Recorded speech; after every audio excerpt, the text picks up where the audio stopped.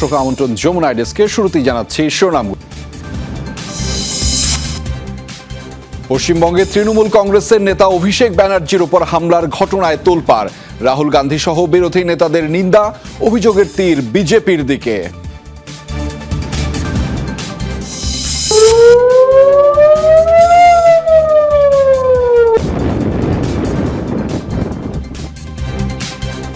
যুদ্ধবিরতি অমান্য করে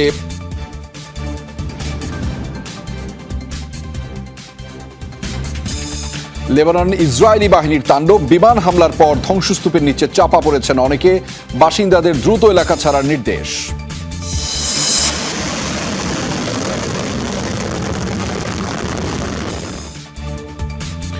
যুক্তরাষ্ট্রের হামলা ঠেকাতে ইরানের নতুন আকাশ প্রতিরক্ষা ব্যবস্থা আরাশ-ই-কামানগির। যুদ্ধ বিমান, মিসাইলের পাশাপাশি ড্রোন ধ্বংসেও রয়েছে সক্ষমতা।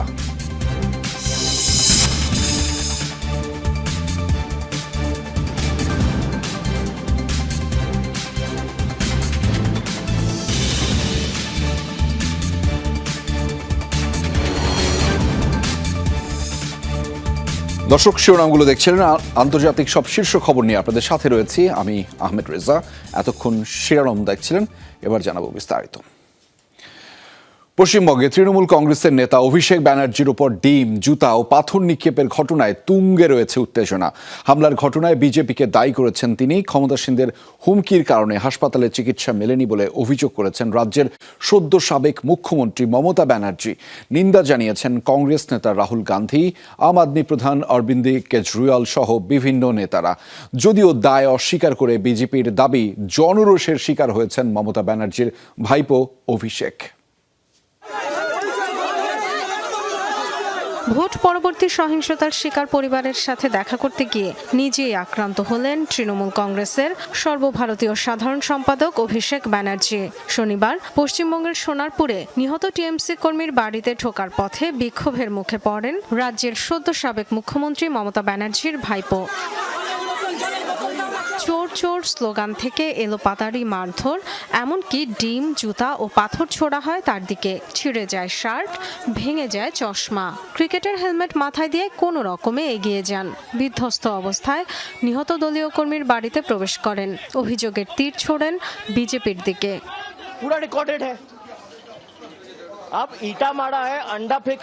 আমাদের কাছে সব প্রমাণ রয়েছে ভিডিওতে। কাছেই কমিউনিটি হল, সেখানে সকাল 11টা থেকে গুন্ডাদের রাখা হয়েছে পাথরবাজি করার জন্য। আমার চোখে ইট ছুঁড়েছে, ঘুষি মেরেছে। হেলমেট পরে না থাকলে আজ আমার মাথা 2 টুকরো হয়ে যেত। প্রায় পৌনে 2 ঘন্টা পর পৌঁছায় পুলিশ। হাসপাতালে নেওয়া হয় অভিষেক ব্যানার্জিকে। সেখানে যান মমতা ব্যানার্জি। পরপর 2 হাসপাতাল ঘুরে চিকিৎসা মেলেনি বলে অভিযোগ করেন তিনি। পুলিশের সহায়তা নিয়েই হামলা হয়েছে বলেও দাবি করেন।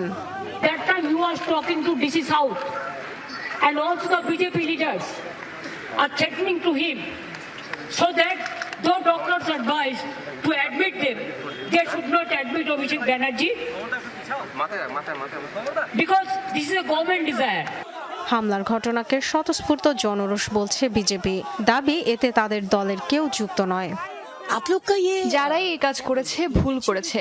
আমরা বরাবরই জনতাকে আইন হাতে তুলে না নিতে বলেছি, কিন্তু আজ যা ঘটেছে তার জন্য অভিষেক ব্যানার্জি নিজেই দায়ী। এটা গণমানুষের আক্রোশ। জনগণকে আপনারা জুতার তলায় দাবিয়ে রেখেছিলেন। কেমন রাজনীতি করেছেন আপনি অভিষেক ব্যানার্জি, যে ডিম ছুঁড়ে মারা হচ্ছে? স্পেশালি আপ কি আজ সারা হুয়া আন্ডা আপকে উপর ফেকা যা রা হ্যায়। সোনারপুরে অভিষেকের উপর হামলার ঘটনায় নিন্দা জানিয়েছে কংগ্রেস সহ বিরোধী দলগুলো। পশ্চিমবঙ্গের আইন শৃঙ্খলা পরিস্থিতি নিয়ে প্রশ্ন তুলেছেন আম আদমি পার্টির প্রধান অরবিন্দ কেজরিওয়াল। Dorothy Tasrin, Jamuna news. জমকালো প্রচারণা ও সুদূর প্রসারী পরিকল্পনার প্রতিশ্রুতি দেয়া গাজা বোর্ড অব পিসের তহবিলে এখন পর্যন্ত জমা পড়েনি কোনো অর্থ। সদস্য রাষ্ট্রগুলো থেকে $17 বিলিয়ন অর্থ সহায়তা পাওয়ার কথা থাকলেও 4 মাস পরও ফাঁকা রয়েছে তহবিল। প্রাপ্ত যৎ সামান্য অর্থ ব্যয় করা হয়েছে সংস্থাটির উচ্চপদস্থ কর্মকর্তার কার্যালয় পরিচালনা ও টেকনোক্র্যাট কমিটির বেতন ভাতার খরচ মেটাতে। এমন অবস্থায় সংস্থাটিকে যুক্তরাষ্ট্রের আরও একটি অন্তঃসারশূন্য রাজনৈতিক পদক্ষেপ বলে মন্তব্য করেছেন বিশ্লেষকরা। ব্যাপক ঢাকঢোল পিটিয়ে আর আকাশ ছোঁয়ার স্বপ্ন দেখিয়ে গেল জানুয়ারিতে গাজা বোর্ড অফ পিসের আনুষ্ঠানিক ঘোষণা দিয়েছিলেন মার্কিন প্রেসিডেন্ট ডোনাল্ড ট্রাম্প। এই পরিকল্পনার অধীনে যুদ্ধবিধ্বস্ত গাজা উপত্যকাকে ঢেলে সাজানোর ঘোষণা দেওয়া হয়। একদিকে নেওয়া হয় জাতিসংঘ ও রেড ক্রিসেন্টের তত্ত্বাবধানে হাসপাতাল, রাস্তাঘাট সহ প্রয়োজনীয় অবকাঠামো নির্মাণের পরিকল্পনা। অন্যদিকে ত্রাণ সরবরাহের পাশাপাশি ইসরায়েলি কারাগারে আটকবন্দীদের মুক্তির বিষয়েও উল্লেখ করা হয়। আর এসব পরিকল্পনা বাস্তবায়নে $1,700 কোটি তহবিল গঠনের পরিকল্পনা নেন স্বয়ং মার্কিন প্রেসিডেন্ট ডোনাল্ড ট্রাম্প। তবে ওই ঘোষণার 4 মাস পার হওয়ার পরও তহবিলে জমা হয়নি তেমন কোনো অর্থই। আন্তর্জাতিক গণমাধ্যম ফাইন্যান্সিয়াল টাইমস প্রকাশ করেছে চাঞ্চল্যকর এই তথ্য। প্রতিবেদনে বলা হচ্ছে তহবিলে তারল্যের পরিমাণ 0। ত্রাণ প্যাকেজের আওতায় বিশ্বব্যাংকের তহবিলে 26 সদস্য রাষ্ট্রের দেওয়ার কথা ছিল $700 কোটি। এর পাশাপাশি $1,000 কোটি দেওয়ার প্রতিশ্রুতি দিয়েছিলেন মার্কিন প্রেসিডেন্ট। কিন্তু জাতিসংঘ অনুমোদিত ও জবাবদিহিতার আওতাভুক্ত বিশ্বব্যাংকের তহবিল নয়, বরং এখন পর্যন্ত প্রাপ্ত যৎসামান্য অর্থের লেনদেন হয়েছে জেপি মর্গানের একটি অ্যাকাউন্টে। এরই মাঝে প্রকাশ্যে এসেছে মরক্কোর দেওয়া $2 কোটি অনুদানের কথা। যে অর্থ উপত্যকার মানুষদের জীবন বাঁচাতে তো ব্যয় করা হয়নি, বরং সেটি ব্যবহার করা হয়েছে বোর্ড অফ পিসের উচ্চপদস্থ কর্মকর্তার কার্যালয় পরিচালনা ও টেকনোক্র্যাট কমিটির বেতন ভাতার খরচ মেটাতে। এছাড়াও কর্মসূচিটি শুরু না হওয়ার অজুহাতে এখনো কাজেই লাগানো হয়নি সংযুক্ত আরব আমিরাতের দেওয়া $100 মিলিয়ন পৃথক অনুদান। এমনকি বোর্ড অফ পিস প্রকল্পে দেওয়া মার্কিন অনুদানের কোনো অর্থ এখনো পৌঁছায়নি মাঠ পর্যায়েও। এই অবস্থায় প্রশ্ন উঠেছে মার্কিন প্রেসিডেন্টের এ যাবৎকালের অন্যতম সবচেয়ে শক্তিশালী আন্তর্জাতিক সংস্থার কর্মতৎপরতা নিয়ে। গাজার ভাগ্য পরিবর্তন নয়, সংস্থাটি কেবল যুক্তরাষ্ট্রের আরেকটি অন্তঃসারশূন্য রাজনৈতিক প্রকল্প বলে মন্তব্য করছেন বিশ্লেষকরা। উপত্যকায় বিলাসবহুল আবাসন সহ দূরদর্শী পরিকল্পনার একটি জমকালো নকশা প্রচার করেছিলেন ট্রাম্পের জামাতা জ্যারেড কুশনার। অথচ ইউরোপিয়ান ইউনিয়ন, জাতিসংঘ ও বিশ্বব্যাংকের একটি যৌথ সমীক্ষায় দেখা গেছে আগামী 1 দশকে গাজা পুনর্গঠনে প্রয়োজন $70 বিলিয়ন বেশি অর্থ সহায়তা। সাবরিনা নুসরাত, যমুনা নিউজ। ২৬ বছরে প্রথমবারের মতো লেবাননের লিতানি নদী অতিক্রমে সক্ষম হয়েছে ইসরায়েলি বাহিনী। লেবাননের কৌশলগত বিউফোর্ট ক্যাসেল দখলেরও দাবি করেছে তারা। ঘোষণা দিয়ে দক্ষিণ লেবাননে অভিযানের পরিধি বাড়িয়েছে তেল আবিব। বাসিন্দাদের দেয়া হচ্ছে গৃহত্যাগের নির্দেশ। রাজধানী বৈরুত ছাড়াও হামলার শিকার হয়েছে নাবাতিয়ে, আরনুন, ফার তেবানিত, ফার রেমানের মতো বিভিন্ন এলাকা। হতাহত হয়েছে অনেক মানুষ।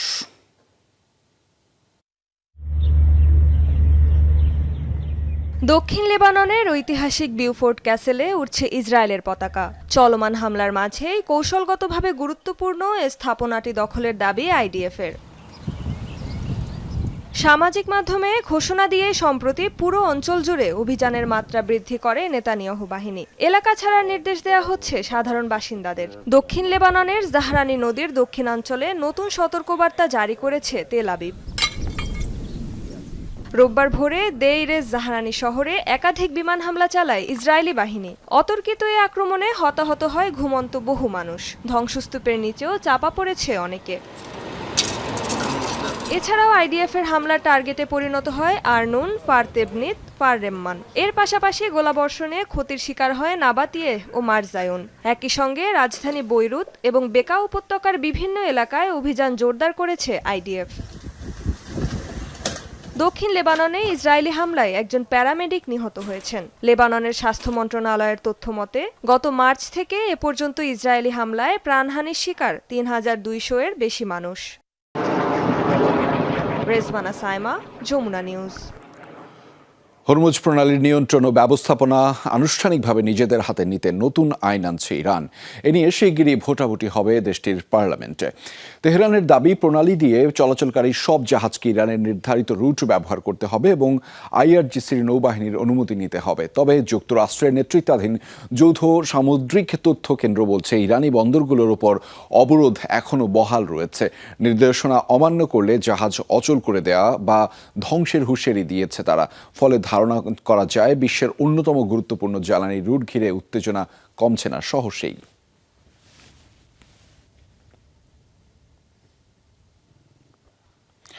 যুক্তরাষ্ট্রের হামলা ঠেকাতে নতুন এয়ার ডিফেন্স সিস্টেম আরাশ-ই কামানগির সামনে নিয়ে এলো ইরান। দেশটির রাষ্ট্রীয় গণমাধ্যম ফার্স নিউজ নিশ্চিত করেছে এই তথ্য। শত্রুপক্ষের রাডার ফাঁকি দিতে সক্ষম স্টেলথ ড্রোনও শনাক্ত করতে পারে এই প্রতিরক্ষা ব্যবস্থা। হালকা গড়নের হওয়া সহজেই স্থানান্তর করা সম্ভব এটিকে। নতুন এই ডিফেন্স সিস্টেমের মাধ্যমে হরমুজের কাছে অবস্থান করা শত্রুপক্ষের বিমানগুলোকে কড়া সতর্কবার্তা দিচ্ছে তেহরান। হরমুজ প্রণালীর প্রবেশমুখে কেশম দ্বীপের কাছাকাছি গেল সোমবার একটি মার্কিন MQ রিপার ড্রোন ভূপাতিত করে ইরানের বিপ্লবী গার্ড IRGC। জানা গেছে এ হামলায় নতুন প্রযুক্তির একটি আকাশ প্রতিরক্ষা ব্যবস্থা ব্যবহার করেছে তেহরান, কিন্তু কি সে ব্যবস্থা সেটা জানা যাচ্ছিল না।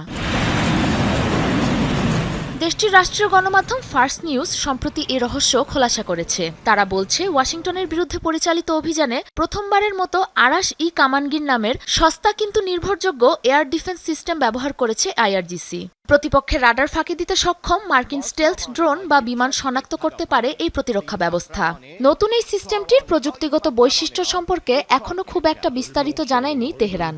তবে প্রাথমিক তথ্যের মাধ্যমে হরমুজের কাছে অবস্থান করা শত্রুপক্ষকে কড়া বার্তা দিচ্ছে তেহরান। দেখা যাচ্ছে দামে সুলভ, আকৃতিতে হালকা এমন প্রতিরক্ষা ব্যবস্থায় জোর দিচ্ছে ইরান। স্থায়ী কোনো ঘাঁটির ওপর নির্ভর না করেই এই ব্যবস্থাগুলো ঠেকাতে পারছে শত্রুপক্ষের অতর্কিত আঘাত। সবশেষ ইন্টারসেপ্টরের নাম রাখা হয়েছে পারস্য পুরাণের কিংবদন্তি যোদ্ধা আরাশের নাম অনুসারে। জনশ্রুতি আছে, তীর ছুঁড়ে তিনি নির্ধারণ করেছিলেন ইরান ও মধ্য এশিয়ার সীমানা। সম্ভবত এক ধরনের ইলেকট্রো অপটিক্যাল বা হিট সিকিং নির্দেশনার মাধ্যমে পরিচালিত হয় এই ডিফেন্স সিস্টেম। হঠাৎ আলোড়ন সৃষ্টিকারী এই ব্যবস্থাটি মূলত সারফেস টু এয়ার সিস্টেম, যার রয়েছে সহজ স্থাপন ও উৎক্ষেপণ ব্যবস্থা। হালকা ও ছোট হওয়ায় খুব সহজেই স্থানান্তর ও প্রতিস্থাপন করা সম্ভব ডিফেন্স সিস্টেমটি। সহজ নকশা আর দ্রুতগতির কারণে MQ রিপারের মতো ধীরগতির নজরদারি ড্রোনকে সহজেই লক্ষ্যবস্তু বানাতে পারে আরাশ-ই কামানগির। ধারণা করা হচ্ছে, ব্যাপক হামলা ঠেকাতে না পারলেও শত্রুপক্ষের রণগতি কিছুটা কমিয়ে দিতে পারে এই ধরনের ব্যবস্থা, যার কারণে আরও ব্যয়বহুল অস্ত্র ব্যবহারে বাধ্য হবে প্রতিপক্ষ। সাবরিনা নুসরাত, যমুনা নিউজ। আবারও ইরানকে ভয় দেখাতে ট্রুথ সোশ্যালে AI নির্মিত ভিডিও পোস্ট করেছেন মার্কিন প্রেসিডেন্ট ডোনাল্ড ট্রাম্প, যেখানে যোদ্ধার পোশাকে দেখা যায় ট্রাম্পকে। হাত থেকে আগুনের হলকা ছড়িয়ে ইরানকে হতভম্ব করে দেওয়ার হুঁশিয়ারি দেন তিনি। সে সময় পেছন দিয়ে উড়ে আসছিল এক ঝাঁক যুদ্ধ বিমান, নিচে ছিল যুদ্ধজাহাজ।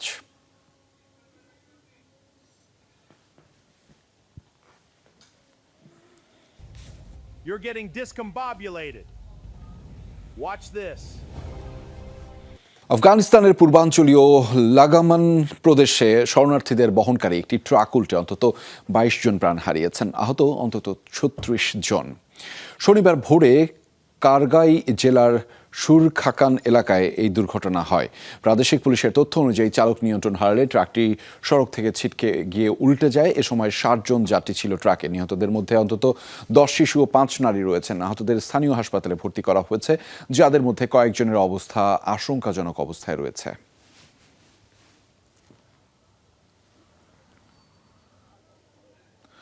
অভিবাসন বিরোধী সংস্থা আইস সমর্থক ও বিরোধীদের মুখোমুখি সংঘর্ষে উত্তপ্ত যুক্তরাষ্ট্রের নিউ জার্সি।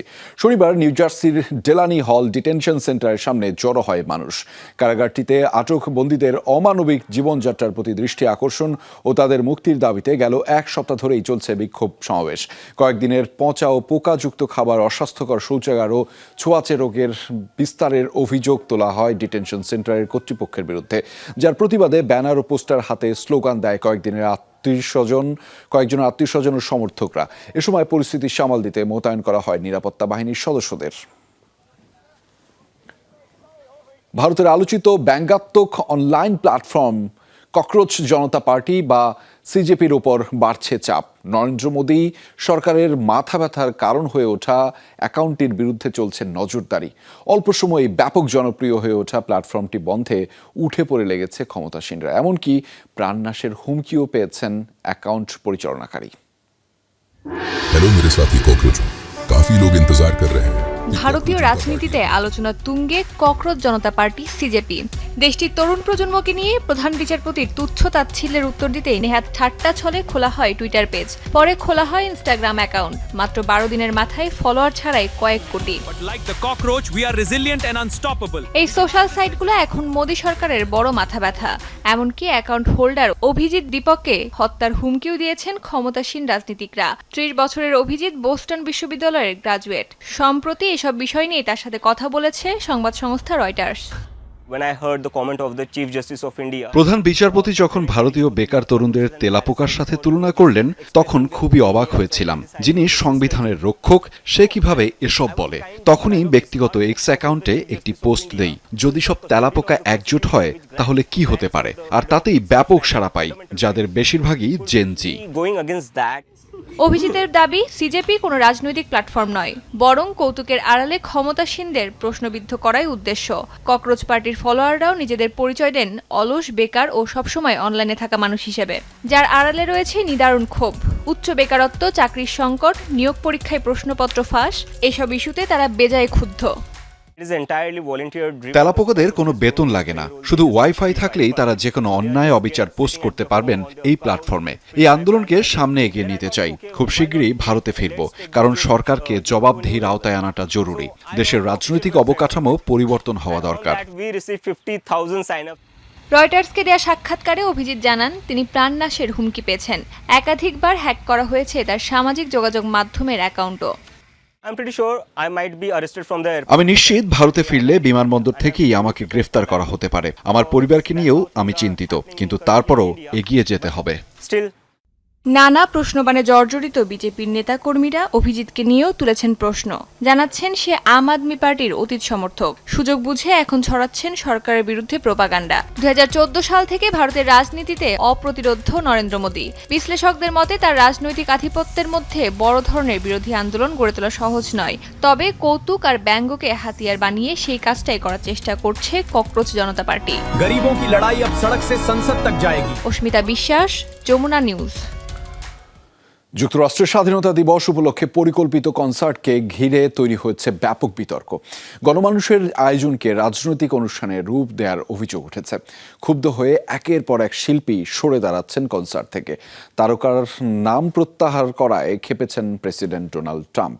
ট্রুথ সোশ্যাল পোস্টে জানিয়েছেন, অনুষ্ঠানে কোনো তারকার প্রয়োজন নেই, কারণ তিনি নিজেই বিশ্বের সবচেয়ে বড় আকর্ষণ।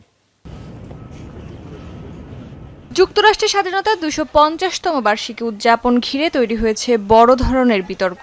ফ্রিডম 250-র আয়োজনে ব্যাপক পরিকল্পিত 16 দিনব্যাপী অনুষ্ঠান গ্রেট আমেরিকান স্টেট ফেয়ার থেকে একে একে সরে দাঁড়াচ্ছেন শিল্পীরা। আয়োজকদের পক্ষ থেকে সম্প্রতি ঘোষণা করা হয়, শিল্পীদের তালিকায় ছিলেন Young MC, Morris Day, the Commodores, Poison ব্র্যান্ডের ব্রেড মাইকেলস, মার্টিনা ম্যাকব্রাইটের মতো তারকারা। তবে সম্প্রতি শিল্পীরা জানান, ইভেন্টটির রাজনৈতিক সংশ্লিষ্টতা সম্পর্কে আগে অবগত ছিলেন না তারা। বিশেষ করে ডোনাল্ড ট্রাম্পের সম্পৃক্ততার খবর পেয়ে কনসার্টে অংশগ্রহণের আগ্রহ হারান তারা। 25 জুন থেকে 10 জুলাই পর্যন্ত ওয়াশিংটন ডিসি ন্যাশনাল মলে অনুষ্ঠিত হওয়ার কথা এই আয়োজন। আয়োজক সংগঠন ফ্রিডম 250 নিজেদেরকে একটি অরাজনৈতিক প্রতিষ্ঠান হিসেবে দাবি করলেও তৈরি হয়েছে বিতর্ক। অনুষ্ঠান থেকে শিল্পীদের নাম প্রত্যাহারকে ভালো চোখে দেখেননি প্রেসিডেন্ট ট্রাম্প। কড়া প্রতিক্রিয়া জানিয়েছেন ট্রুথ সোশ্যাল পোস্টে। সরে যাওয়া শিল্পীদের থার্ড রেট আখ্যা দিয়ে বলেন, তারা আসলে নার্ভাস হয়ে পড়েছে। একই স্থানে আমেরিকা ইজ ব্যাক র্যালি আয়োজনের নির্দেশও দিয়েছেন, যেখানে আমন্ত্রণ জানানো হবে কেবল দেশপ্রেমিকদের। কেবল তাই নয়, ট্রাম্পের দাবি তিনি নিজেই বিশ্বের সবচেয়ে বড় আকর্ষণ। এলভিস প্রিসলির চেয়েও বেশি দর্শক টানতে পারেন একাই। নিজেকে গোট বা গ্রেটেস্ট অফ অল টাইম হিসেবেও দাবি করেন। অস্মিতা বিশ্বাস, যমুনা নিউজ। যুক্তরাষ্ট্রের টেক্সাসে 100 ফুট উঁচুতে আটকা পড়ল রোলার কোস্টার। উল্টো ঝুলে থাকতে হলো 8 শিক্ষার্থীকে। রুদ্ধশ্বাস অভিযানে উদ্ধার করা হয়েছে তাদের। গ্যালভেস্টনে শিক্ষা সফরে গিয়ে এই রাইডে উঠেছিল হিউস্টনের 2টি স্কুলের শিক্ষার্থীরা। স্থানীয় সময় বিকেলে হঠাৎ থেমে যায় রোলার কোস্টারটি। উল্টো অবস্থায় আটকে থাকে শিক্ষার্থীরা। দ্রুত ঘটনাস্থলে পৌঁছায় জরুরি বিভাগ। কয়েক ঘন্টার চেষ্টায় নিরাপদে নিচে নামানো হয় শিক্ষার্থীদের। পার্ক কর্তৃপক্ষ জানিয়েছে, একটি সেন্সর বিকল হওয়ার কারণে এই রাইডটি স্বয়ংক্রিয়ভাবে বন্ধ হয়ে যায়। তবে নিরাপত্তায় ব্যবস্থায় অনুযায়ী এটি থেমেছিল বলে দাবি করা হয়। বর্তমানে বন্ধ রয়েছে রাইডটি। দুর্ঘটনার কারণ অনুসন্ধানে চলছে তদন্ত। মার্কিন প্রেসিডেন্ট ডোনাল্ড ট্রাম্পকে ওজন কমানোর পরামর্শ দিয়েছেন তার ব্যক্তিগত চিকিৎসক। গেল মঙ্গলবার বার্ষিক হেলথ চেক আপ করান মার্কিন প্রেসিডেন্ট। এরপর চিকিৎসক জানান এখনও বেশ শক্তিশালী তার হৃদযন্ত্র, ফুসফুস, স্নায়ুতন্ত্র এবং সামগ্রিক শারীরিক কার্যক্ষমতা। এমনকি মানসিক স্বাস্থ্য পরীক্ষায়ও সর্বোচ্চ নম্বর পেয়েছেন প্রেসিডেন্ট। তবে বর্তমানে তার ওজন প্রায় 108 কেজি হওয়ায় তাকে ডায়েট ও শারীরিক পরিশ্রমের মধ্য দিয়ে ওজন কমানোর পরামর্শ দেওয়া হয়েছে। পাশাপাশি তার কোলেস্টেরল নিয়ন্ত্রণেও দেওয়া হয়েছে ওষুধপত্র। হৃদস্পন্দন শুনে মার্কিন প্রেসিডেন্টের হৃদযন্ত্র প্রকৃত বয়সের চেয়ে প্রায় 14 বছর কম বলেও মন্তব্য করেছেন চিকিৎসক।